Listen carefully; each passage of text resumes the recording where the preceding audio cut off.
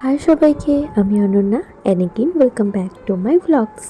এই ব্লগটা হচ্ছে হোলির আগের দিনের, মানে যেদিনকার দোল ছিল ওই দিনের। এটা তো তোমরা সবাই বচকে চেনো, তো আমি বচকে দিয়ে হোলির উইশ করাচ্ছিলাম সবাইকে। তো তারপর আমাদের খাওয়া দাওয়া হয়ে যায় সকালে, আর আমরা হোলি খেলতে নেমে পড়ি। দাদা বৌদি সবাই এসেছিল, সবাই মিলে আমরা হোলি খেলতে নেমে পড়ি।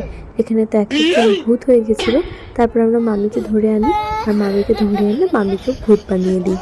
তো আমরা এভাবেই হোলি খেলছিলাম, সবাই মজা করছিলাম।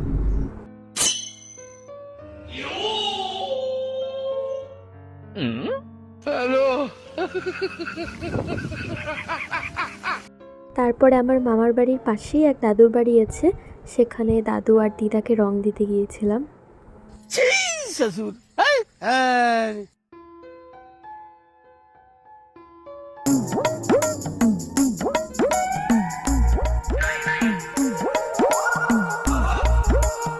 ফার্স্টে তো আমরা আবির দিয়েই রং খেলেছিলাম, তারপরে দুই ভাই মিলে দেখো খুনি রং দিয়ে হোলি খেলে কি অবস্থা এদের মুখে।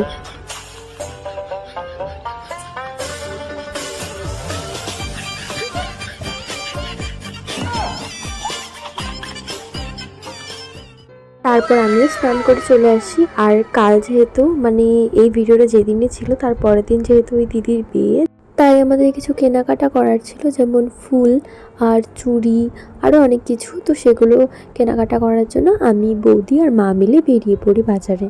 যেহেতু দোল ছিল ওই দিন, মানে হোলির আগের দিন, তো বেশিরভাগ দোকানপাটই বন্ধ ছিল, জাস্ট কয়েকটা দোকানপাট খোলা ছিল, সেখান থেকেই যা যা লাগে কিনে নিই। ফার্স্টে তো আমার লেহেঙ্গার সাথে ম্যাচ করার জন্য চুড়ি পাচ্ছিলাম না, পরে এটা কিনেছিলাম।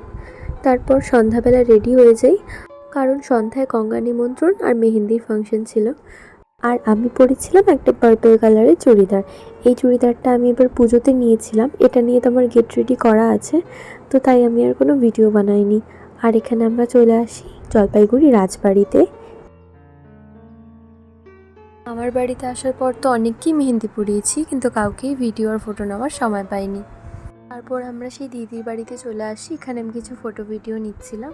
আর তারপর আমি বসে পড়ি, মানে যেই দিদির বিয়ে সেই দিদির ছোটো বোন মানে কুট্টি, ওকে মেহেন্দি পরাতে।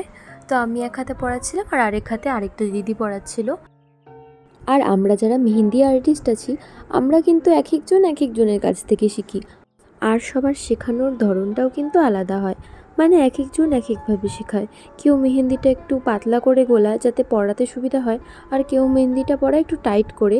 তো ওই দিদিটা যে মেহেন্দিটা গলিয়ে এনেছিল ওটা একটু টাইট হয়েছিল, তো আমার পরাতে খুবই অসুবিধা হচ্ছিল, মানে আমার দুটো আঙ্গুলে পুরো প্রেশার পড়ছিল। তারপরে মামা আমাদেরকে বাড়ি দিয়ে আসে, আমি মম দিদি বনু বাইকে বসেছিলাম একসাথে।